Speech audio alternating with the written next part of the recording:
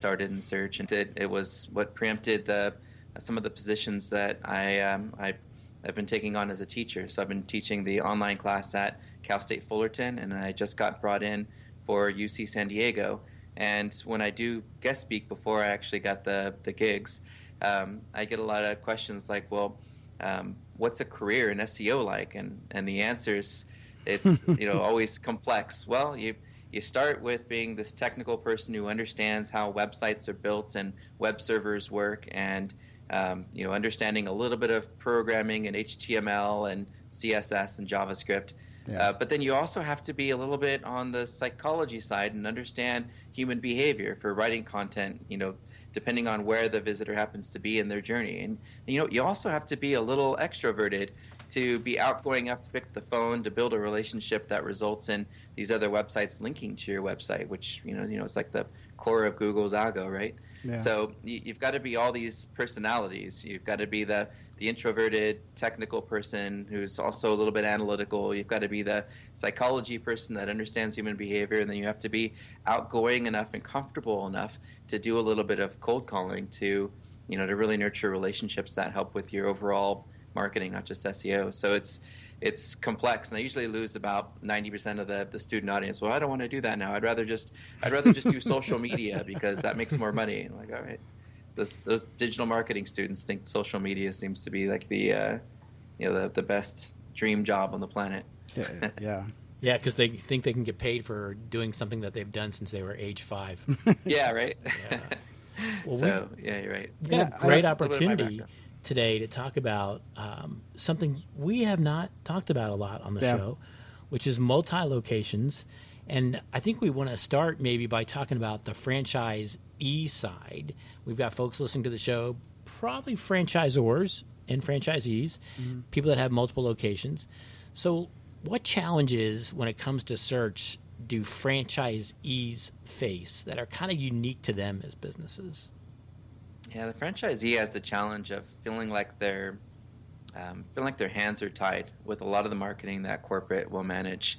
I think that's one of the big challenges, and the educational component has probably been the biggest challenge that I've seen as I step into a new account.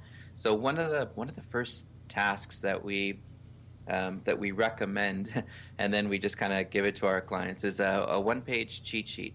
And at the top of that cheat sheet, there's a row of what corporate does on the tech side, on the content side, and on the local side of things. So it basically says, if Joe Schmo SEO person walks into an individual location and says, I can help you get more foot traffic, they can pull out this sheet of paper and they can say, well, what are you going to do for me? Well, I'm going to claim and manage your Google My Business and your Yahoo Local and your MapQuest and your Yelp. Oh, it looks like corporate manages all that stuff for us. Oh, well, then I'm going to do this, this, this, and this. Yeah, corporate has that too, right? So it gives them a guide to know what corporate has a good handle on, and and what things that they can do to help. The other row that we put in there is what not to do. Like, don't buy reviews, don't solicit reviews from Yelp, don't buy social media followers, right, or participate in any kind of link schemes. Please don't build rogue microsites. It's so tempting sometimes because you feel like your hands are tied with your digital, that the franchisee just wants to create their own little website that now competes with the corporate landing page we create. And then the last part of that cheat sheet would be what you can do. You can look at the directions for accuracy from every direction that you go to the restaurant. You can read and respond to reviews that are coming in using a guideline that either the consultancy or the corporate brand will provide. You can make sure that you're involved in the community and sponsoring local soccer teams and in your chamber of commerce and finding some of your local business directories to get that name, address, phone number listed in there. You can do local events and then go around to your neighboring businesses and get them to promote the event on their own website, which gets you that business citation and maybe even a link back to your landing page.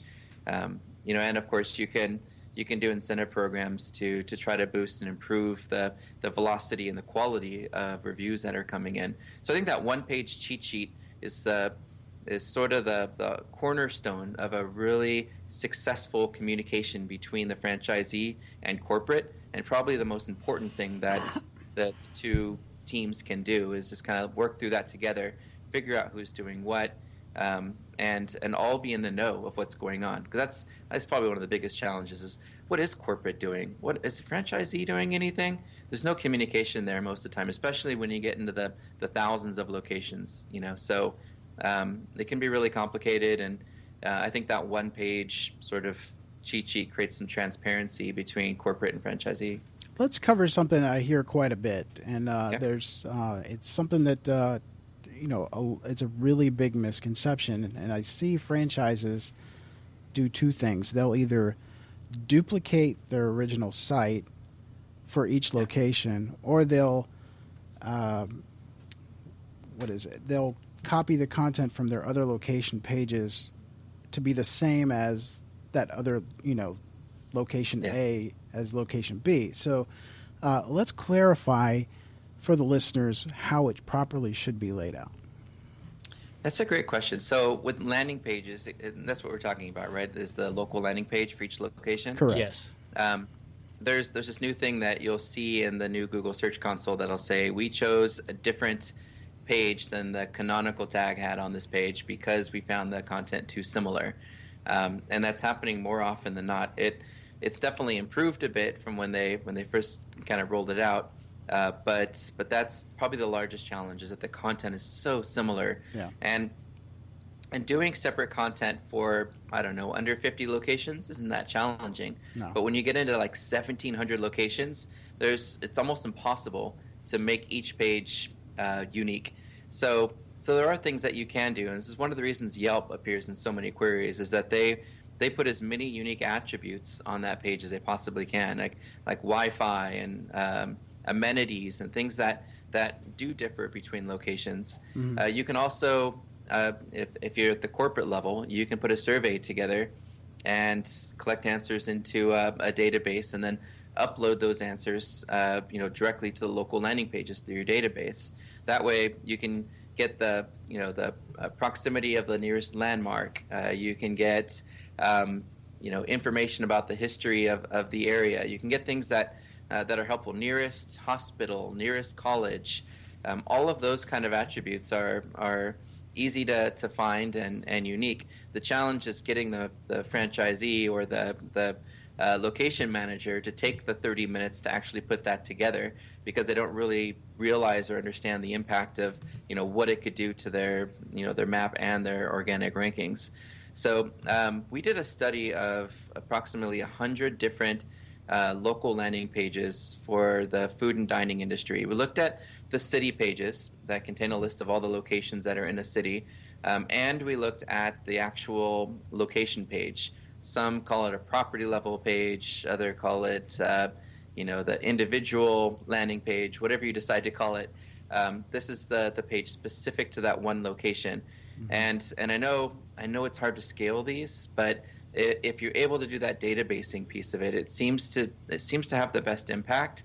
The other things that you could do are that we've seen that of successfully ranking pages is we saw those that apply to virtual tour, so that users, when they get to that page, can actually look at that virtual tour and pan around and see the restaurant or the location itself. Yeah. That is a unique attribute. And if you do the Google 360, it also sort of authenticates your business, because the Google certified photographer has access to the actual Google Street View, whereas somebody else who just takes their own phone, like my Pixel has a 360 on it. Yeah.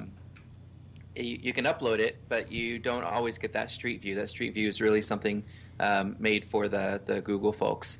So having that rich media on the page can make a lot of difference to users. The other things like that I see that are successful are, of course, having the "Are you open now?" Automatically detecting the user's location and giving them an option to provide the browser with their location, so that they can automatically be taken to the correct page or recommended the correct location page, saving steps and clicks and so forth on the website. Coupons and offers are great, and if you can barcode them, or if you can QR code them in a way that allows you to track your online to offline, then you're way ahead of the curve.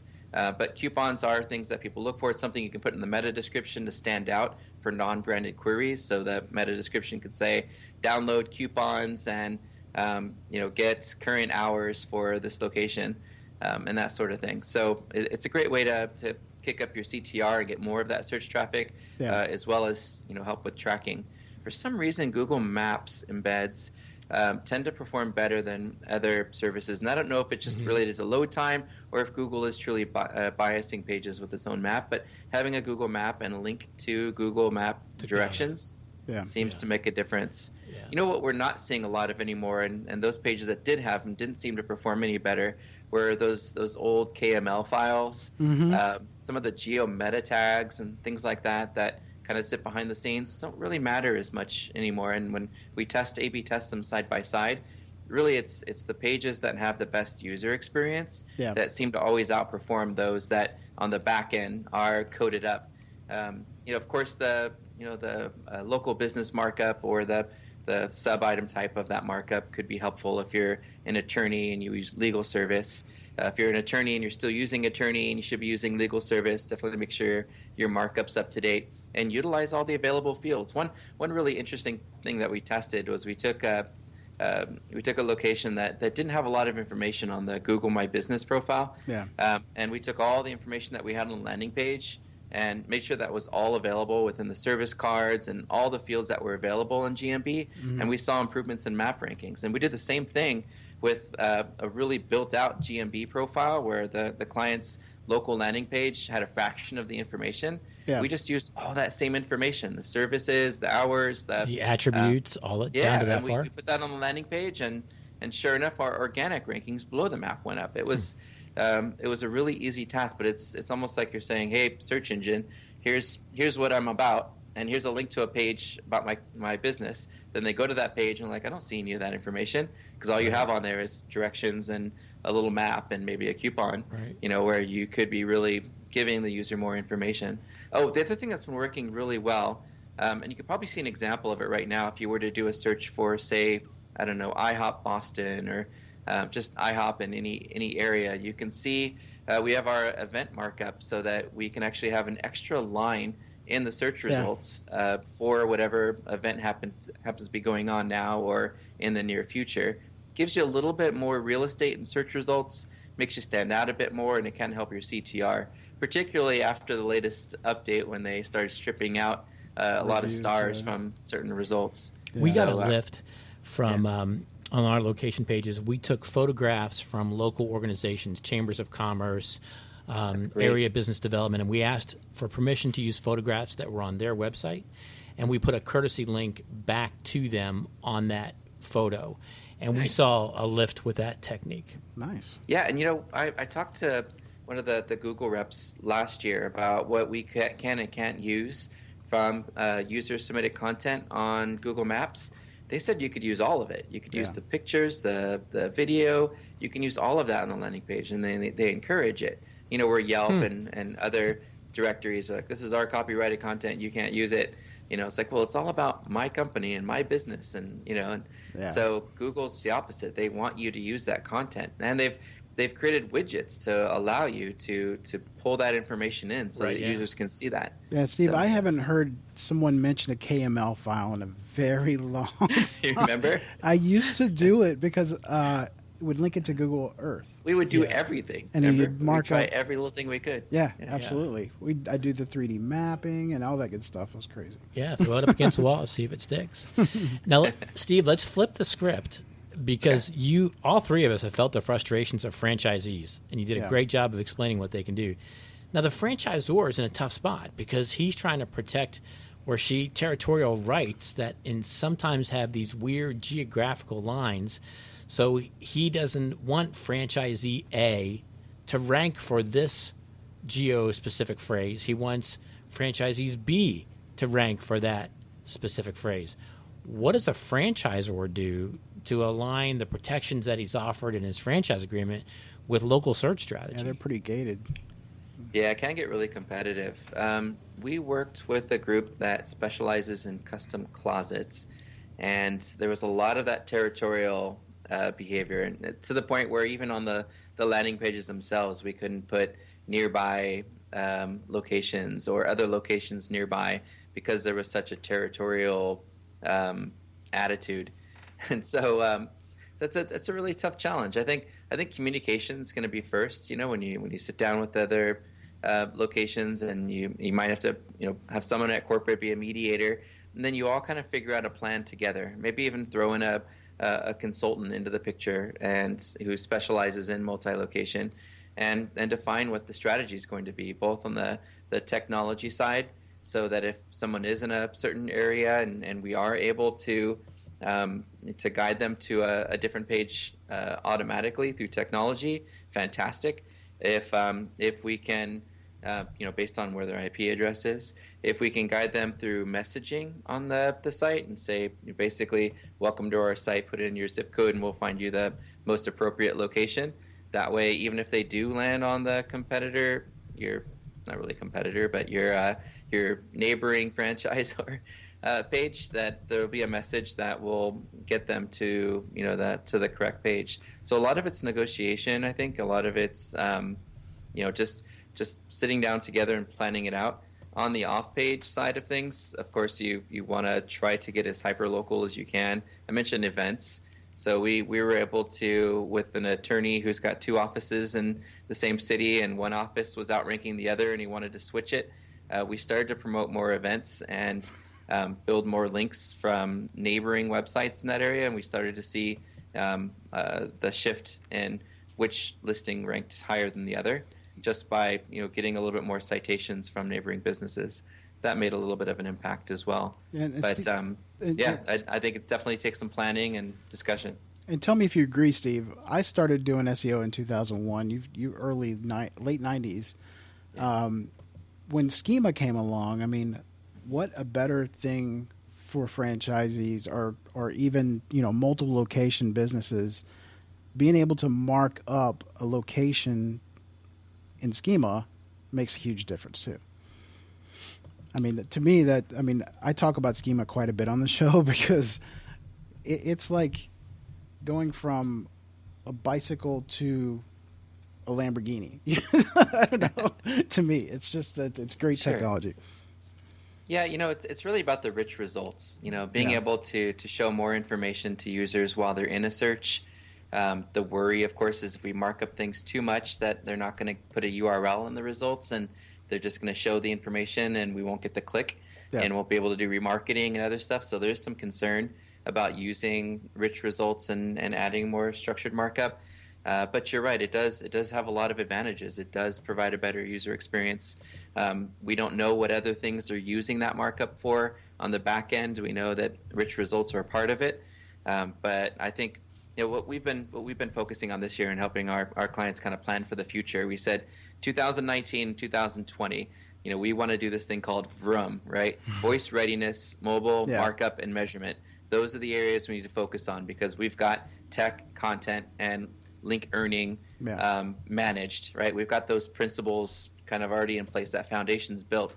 So how do we kind of jump forward to 2021 and make sure that we're ready for it? And I think the voice search part of it, applying the voice search, voice recognition API to your site and swapping out on mobile your microphone, your magnifying glass to a microphone is part one. On our new site, we're going to have that, I think, in December when we launch, so we can use that as an example. But Google.com is the first place you can see that. We recommend making sure that every upper funnel content page that you have has a short summary somewhere under 375 characters that you'll submit to all of your different social profiles, to your media sharing sites, maybe to Reddit. And then you pick up a Google alert, so when somebody does have a question and it shows up in Google's index, you can drop your short answer in to get that featured answer spot over time and to be that voice search answer. And of course, claiming your your actual voice console, getting in there and putting some basic answers up about your business. So when somebody does their Hey or their Alexa, they can they can get an answer that you've put into a database so that you can control the responses and not just let them guess based on content on the web. So the voice search part's super important, and markup does help a little bit, but not as much as you would think with voice. Voice seems to be more about the co-occurrence of that snippet of text across other websites, where the questions are being asked. But recipes still kill it with markup, especially if there's a really rich image that shows up in the search results. Users tend to navigate toward the prettier image. So I do see there's a lot of advantage, and there's so many new markup and rich result tests that you can do now. You can mark up everything. Pierre Farr said that once at a conference. Somebody said, "What should we be marking up?" And he happened to be in the audience, and he's like, "I can tell you, this is Pierre Farr from Google. Mark up everything, right? Your images with image object, your video with video object. The page type. Is it a blog? Is it an article? Is it news? Is it a local business?" Mark up everything so that Google knows what result to show for certain things. That's a clever answer, but the reality of it is that takes time. And knowledge. And when you're an SEO and you're only getting paid for X hours per month to work on an account, you have to balance, what am I going to do that's going to move the needle? And boy, you can go down a rabbit hole pretty quickly with markup.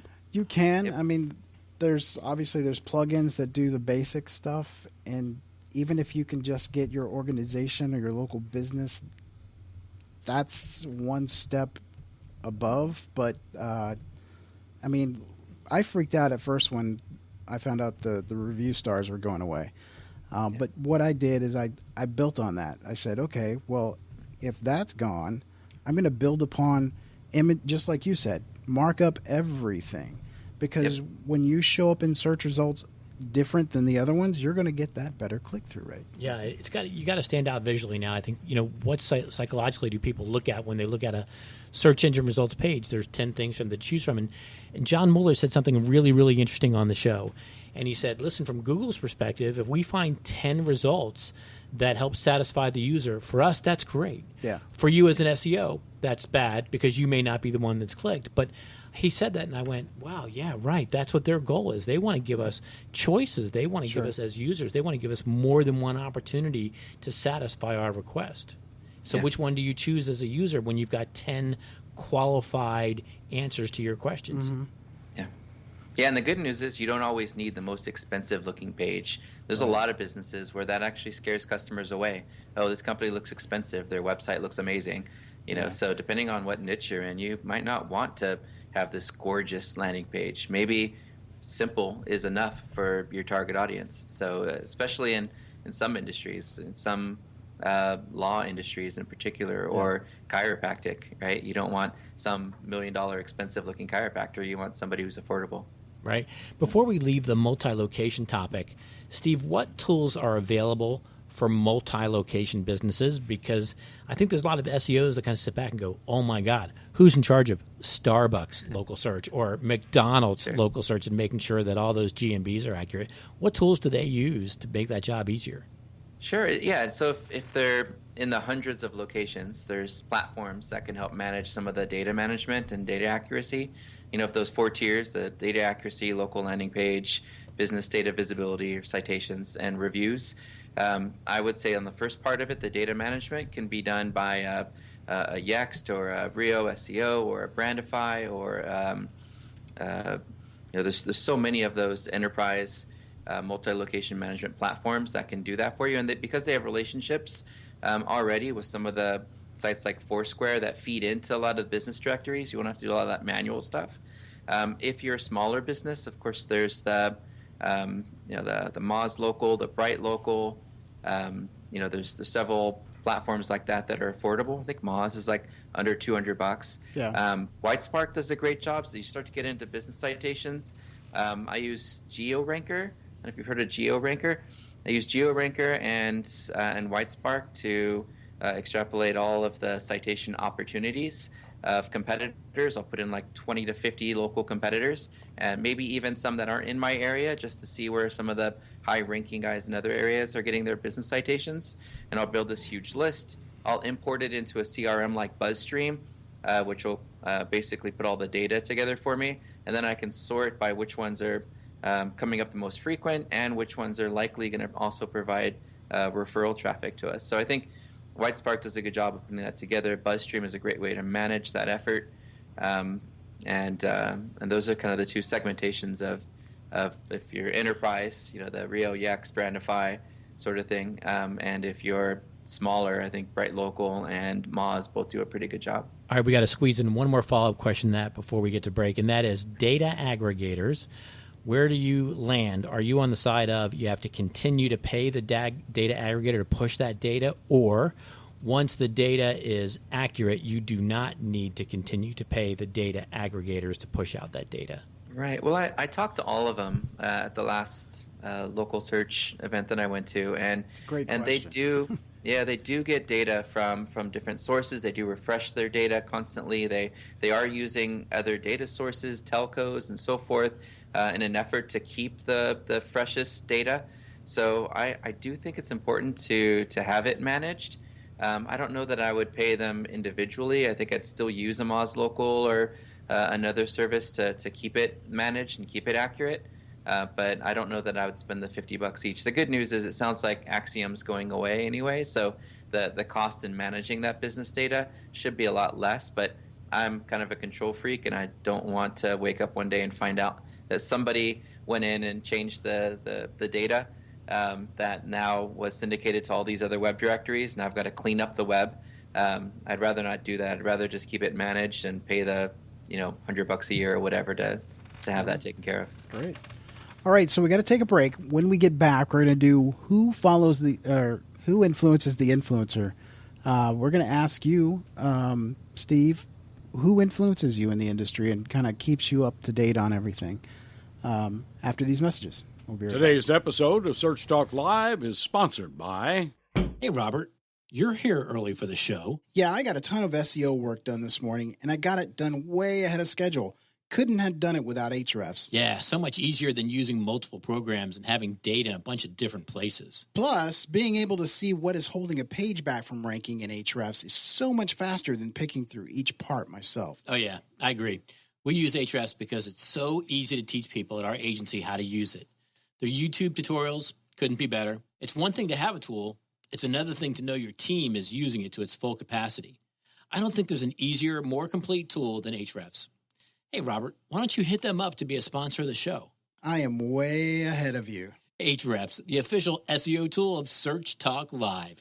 Try their new 7-day trial for only $7. Go to Ahrefs.com.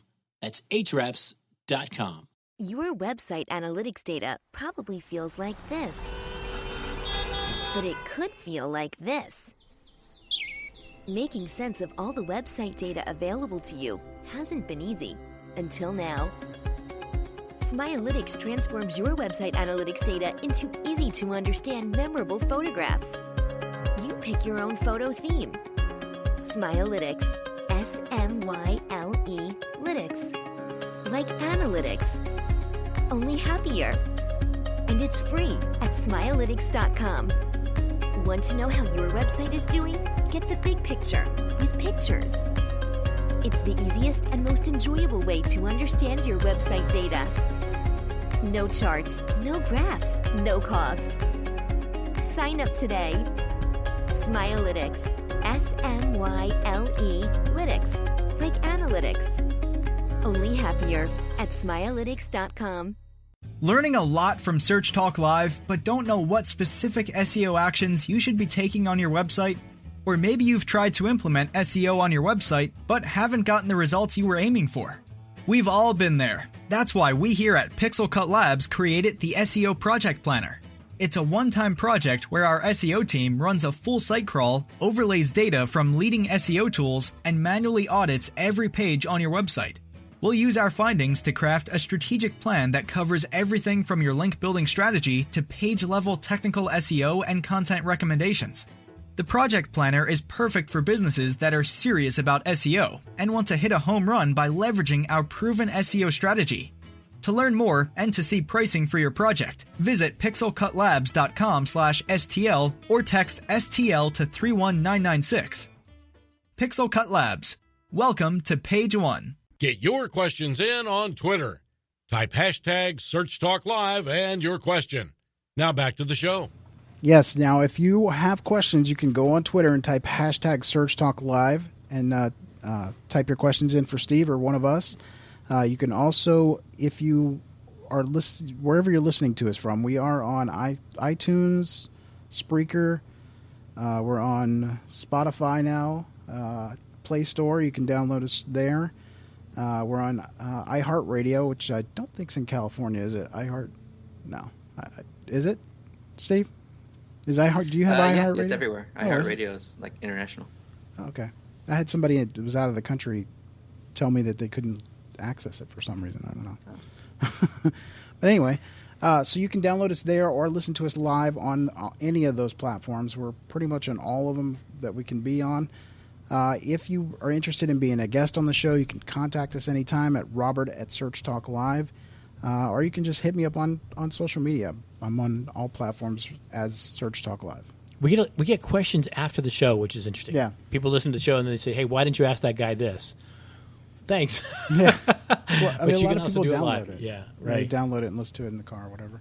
But so now, Steve, we want to know who influences you, or where do you get your keep up to date on your information? Sure. Great question. There's two ways that I handle it. Right. Of course, I'll talk about some of the people individually, but I handle it one through Slack. I create a RSS feed to an announcements channel so that whenever Google, the Google Webmaster blog or Bing Webmaster blogs update, I immediately get that update, which of late has been a lot of Danny Sullivan and Gary Isles and so forth. So I'll see a lot of that content as it happens, and I love that because then I'm in the know immediately. Yeah. I also use Feedly, and Feedly is fantastic because it allows me not just to get all of the RSS feeds that I want, but it allows me to organize them. So my daily newspaper, like our parents used to read the daily newspaper at the table, I come in, grab my coffee, and I read my daily newspaper through Feedly. And the first group that I'll look at is search engine news. So Barry's always telling us the kind of the latest and greatest of what he hears, and people report to him. So it's great to be able to see that search engine news front and center. So search engine journal, search engine land, search engine news, all that kind of stuff.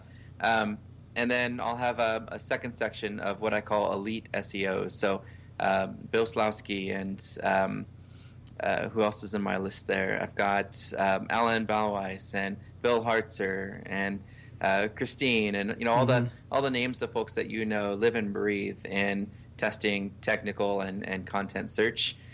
So if you want, your listeners can just ping me on Twitter, just SEO Steve, and I'll send you a link to the OPML file that you can just upload to Feedly if you want to see that same news organized in the same way that I like to view it. The other buckets, of course, are local search and conversion rate optimization, and I've got user experience. I've got just general SEO beyond just kind of the elite guys I like to follow. So I've got separate groups depending on what your interest happens to be or what discipline of search you're into.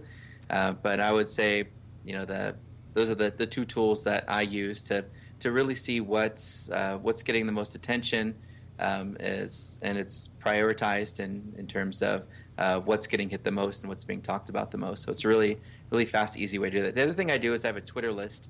I just call it SEO experts, and then throughout the day, I'll look over to my other monitor here, and I'll toggle, throughout the day to see what the other experts are calling or talking about at any given moment. So from that, I can see throughout the day a nice little stream of content. So who are the top people? I think, honestly, Bill Slawski and his patent stuff is genius. Yeah. I can't imagine anyone better to follow there. Who else influences me at the moment? Probably just the folks at Google. I really respect a lot of their transparency and feedback, and I know there's a lot of controversy and vagueness, but if you read some of the posts, if you read the 23 things that Google says to ask yourself when you're looking at a landing page, there's actually a lot of really good content in there. And then I would say the other person is probably Pierre Farr. Pierre's just been incredible as a peer, as a friend, as somebody who we can lean on when we need a definitive answer about something that may feel controversial. Nice. One more time, where to get that Feedly structure that you've invested so much time in for our listeners? Yeah, just hit me up on Twitter, SEO Steve. That's on pretty Twitter. Easy. Yeah, that's fantastic. That's a lot of work on your part, and thank you for sharing it. Yeah, it's a comprehensive list. Well, Great. Steve, we've talked about multi-locations, which is awesome. And whether you're a multi-location or a single location, the very first thing you got to do is you've got to have a plan for SEO, or else the train will get off the tracks pretty quickly. You publish a pretty popular, simple 5-step plan for SEO. Would you walk us through that? Sure. Well, yeah, there's a local SEO.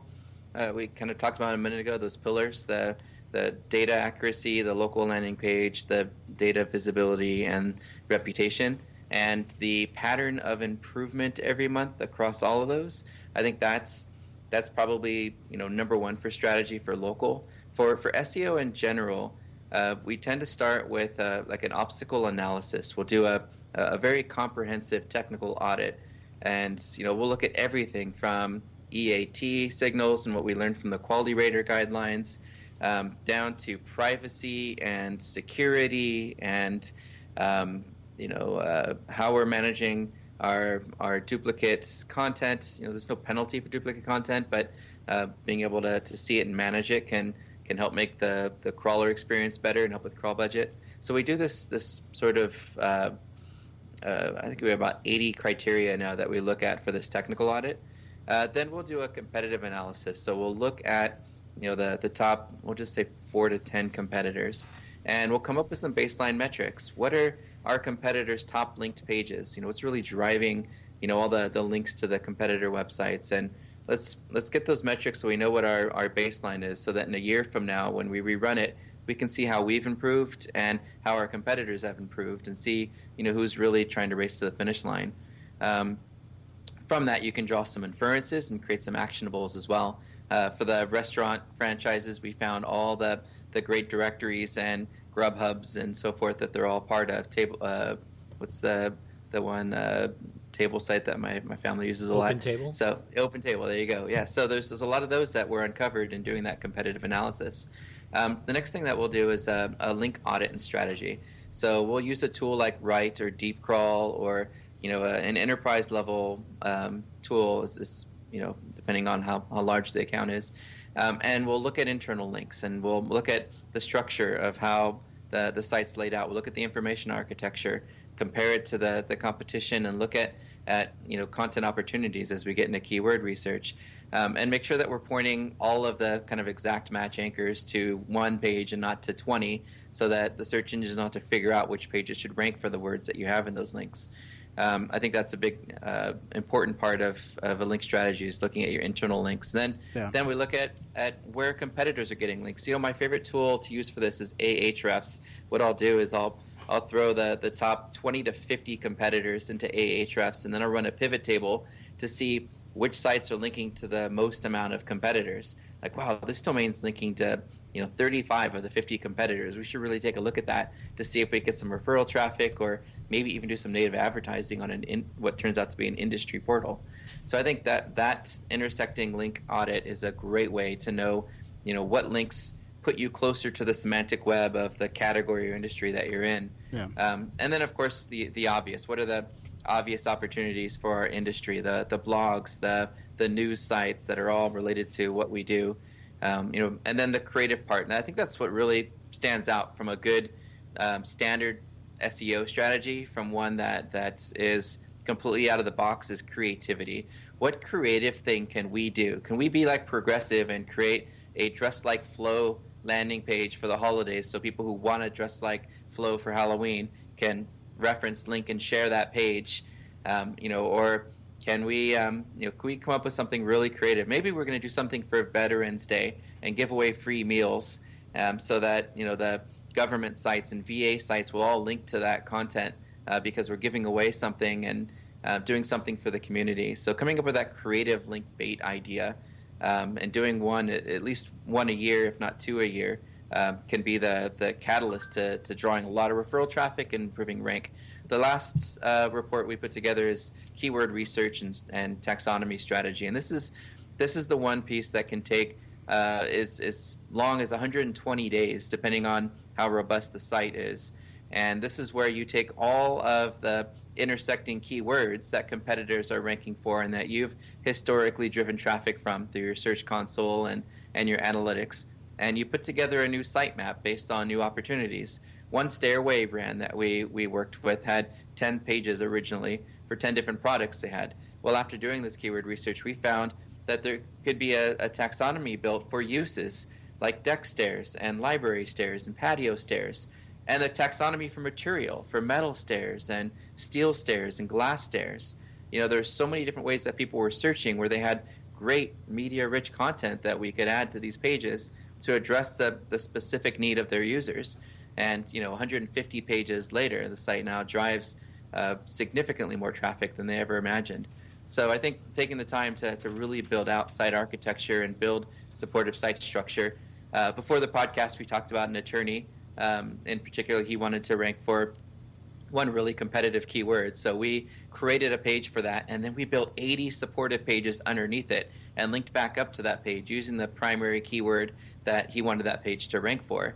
And all of the different supportive questions and FAQs and things that people have around that particular search term were answered with their own subpages, all of which include media and video and podcast audio and all sorts of great content that's helpful to users, not just something you order from a text broker or type up on the fly just to have a page.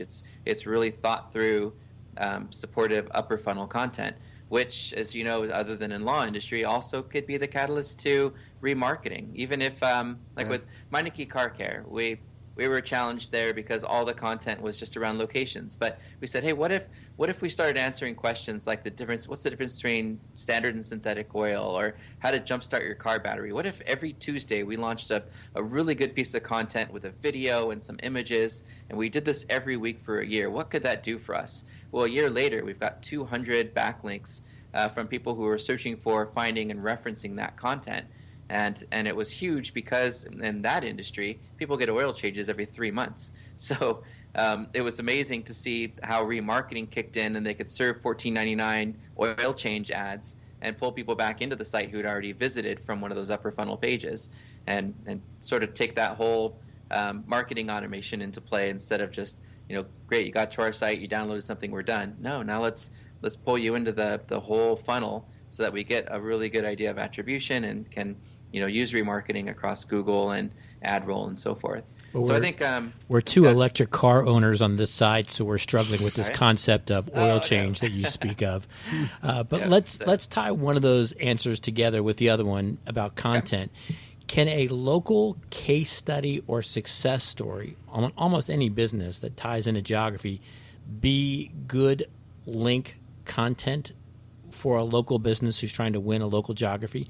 So whether you're a T-shirt seller or whether you're a pest control company, having a page that says, we helped client X in city Y, and this is how we helped client X in city Y. Is that a strategy that local businesses can use to help their local geo-specific ranking? Maybe. I think it depends on the industry, but if you did that and the client shared it, they said, oh, you got to see what these guys did. They put me on their website, and they shared it, and they maybe even linked to it. There could be some value there for sure. If it's supportive content to help with conversion rates so that when a user does get to your site, they can see a case study to know that you know what you're doing. I think that's huge because then it reduces the bounce back to or return back to Google results rate. As you know, it's not just about click-through rate. It's about whether they actually stay on your page or return and choose a competing result. So I think that case study could be what helps keep the user on the site, maybe even helps them become a customer, and could reduce your bounce rates back to Google. Whether or not using that to rank for keywords is going to be helpful or not, I think you'd have to kind of figure out the angle. I think you've got your sales persuasive page around your service, right? Service, parts, product, platform, whatever it happens to be, right? Whatever your product or service is, you've got that sales page. The supportive pages are usually the how, what, when, why, and those are the kind of keywords that people search when they're in that informational phase. So I think that supportive content probably has a little more value, especially with voice search becoming more prominent for kind of immediate results. But long term, as you start getting into conversion rate optimization, I think case studies are great. Well, you just said something I don't know that we've heard a guest say on the show. Return back to Google rate. User behavior signals. So sure. tell us about that. So three principles of search, right? One is, of course, your relevancy. Is my page the most relevant for the given query? Two, popularity. Is my brand is my brand popular off my website for a set of search terms, and do I have a landing page respective to it? And then three are user behavior signals. So what we've noticed is it takes generally 2 to 3 months to get to page 3 based on really keyword-rich, good content. It takes another 3 to 4 months, for semi-competitive keywords with links and mentions to get that page to page 1. But to get your listing from page 1 to position 1, it takes user behavior signals. It's the user choosing your result more than the competing results and staying on your result. And we've ran multiple tests. Larry Kim ran some tests. Rand Fishkin, I know he did some live tests of that. Yeah. I did one in real time one time, just like Rand did, and saw my page move right to the top and then just completely disappear the next day when the behavior stopped. Mm-hmm. So I think constantly improving your titles and your meta descriptions and testing to get that higher click-through rate, and then making sure that users stay on your page and get what they need, as opposed to going back and choosing a competing result. From our tests showed that was the long-term way to get to that number 1 position. In fact, we stripped out content from a few pages just as a test, and left it just as a big image and a button with no keywords, and that page stayed at the top for a good 6 months because the page was they still got what they needed, and it was still really helpful, but there were no keywords on the page still. So at the end of the day, it's really about the user showing the search engine that's the best result, not about them just crawling a page and saying, oh, it loads in 1.5 seconds, so I'm going to rank you number 1. No, it's if the user didn't get what they needed, 1 second or not, they're going to go back and choose a competing result, which, as you know, creates an inference with the search engine that maybe it wasn't a very helpful result, and over time they'll just demote you. Yeah. I wish it was that easy. No, there's ways to manipulate it, like the ORM guys, the guys that are doing online reputation. Yeah. It's one of the ways that they move stuff out is they increase the click-through rate on other content using crowdsourcing tools like mTurk.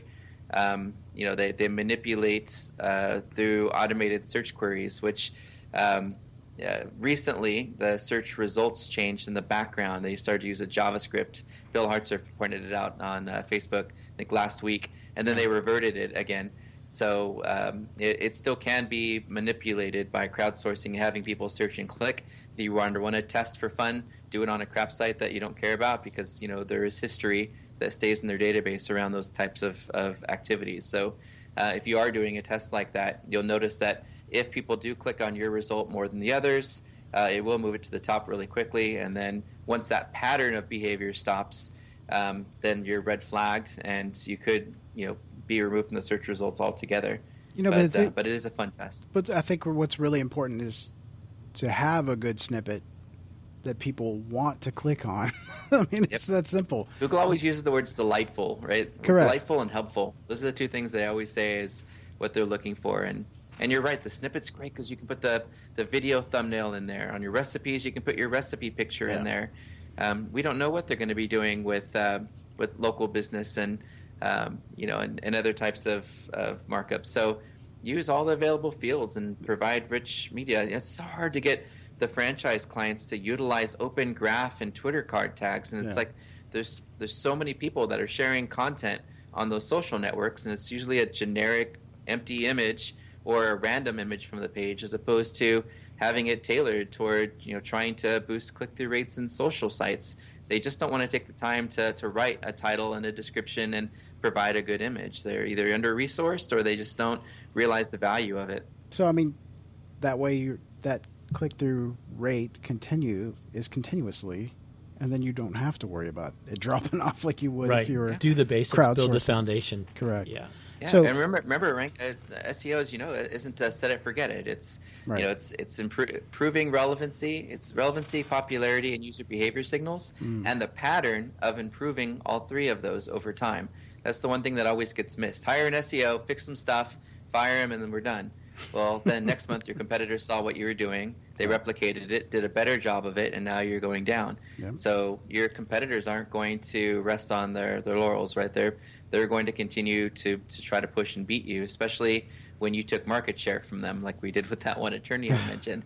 So it was so brutal with that one that we got hit with over 22,000 negative links and automated queries trying to make it look like we were trying to manipulate search results. Fortunately, we flagged the links and disavowed them. And then on the pattern of things, we dipped a little bit. And then when they stopped paying for that to happen, we came right back. Nice. So, it's pretty scary what people are doing now. You know, the most manipulative thing we've seen recently is the position 1, the position 0 featured snippet area, featured answer. We've seen one site in particular, I think it was like Crown and Caliber or one of these watch sites, is they took their short answer for like their Rolex Submariner page or whatever, and they blasted it across like 10,000 websites, adult sites, and anywhere they could to try to get that featured answer. It feels like that's the new Google bombing, is taking your short answer and just blasting it all over hell and paying all those old Tool and Fiverr guys to to spam the hell out of the internet with your short answer just to get that featured answer spot. It's really crazy. All right, well, good stuff. I mean, but it is time for Believe It or Leave It. Right, Steve, most popular part of Search Talk Live. We're going to give you 3 statements we found on the internet, and we're going to ask you to tell our audience whether they should believe it or whether they should leave it. Are you ready? Okay. All right, let's do it. Number 1, you have time to create one piece of great content.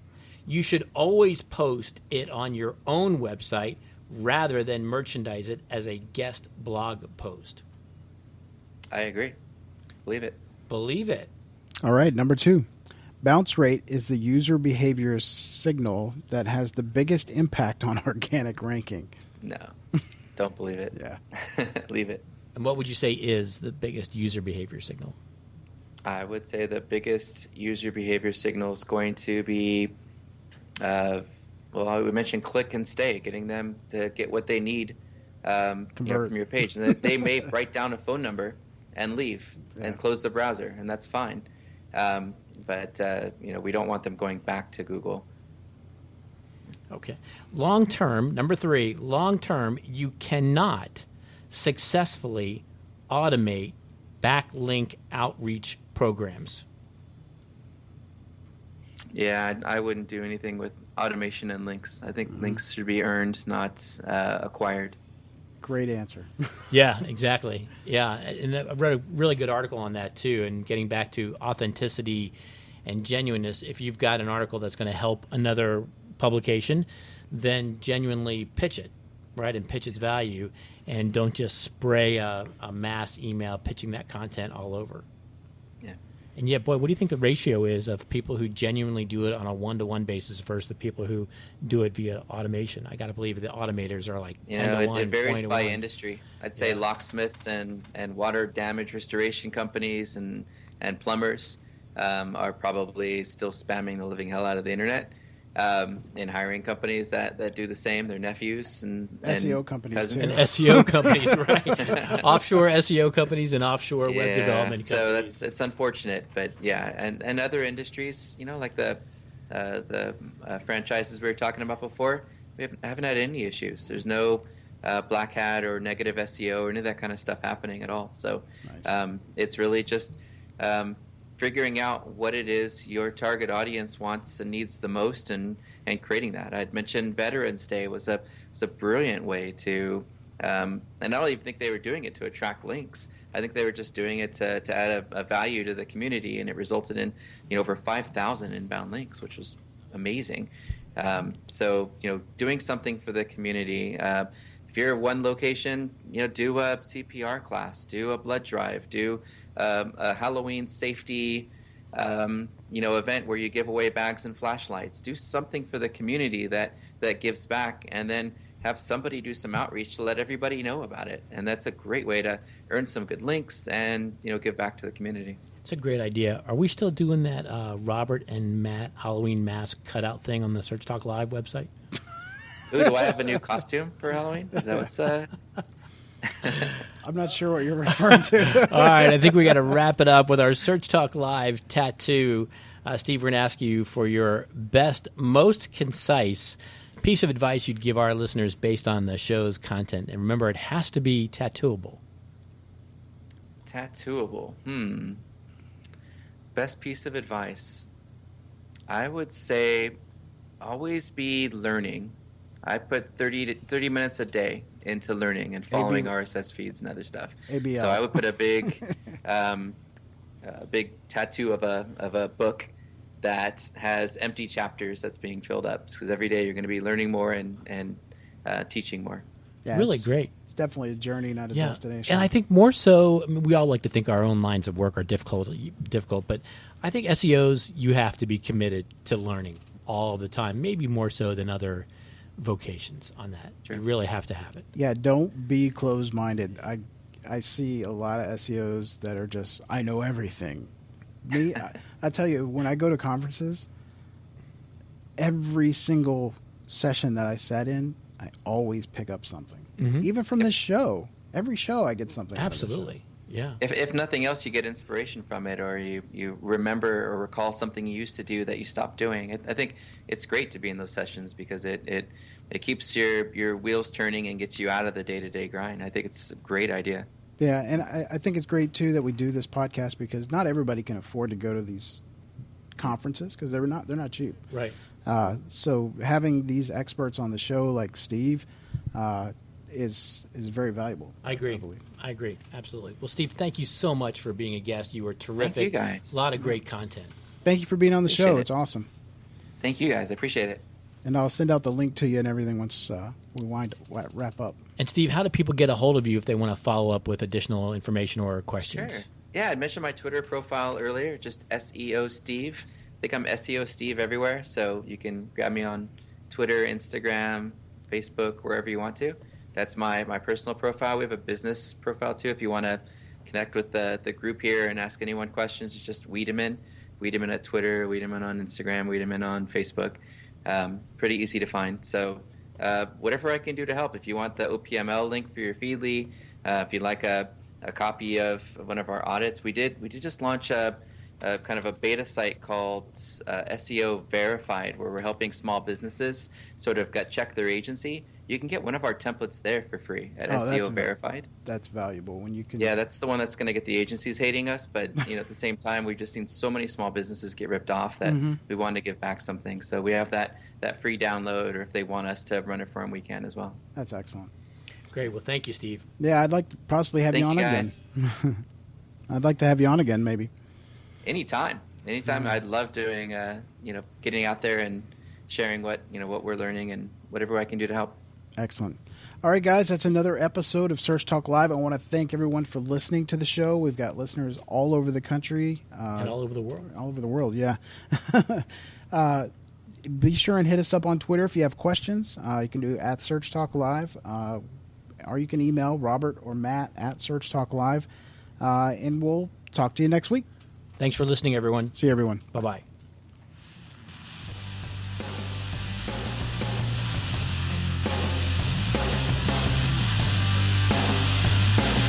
Search Talk Live is sponsored by the Robert Palmer family of companies.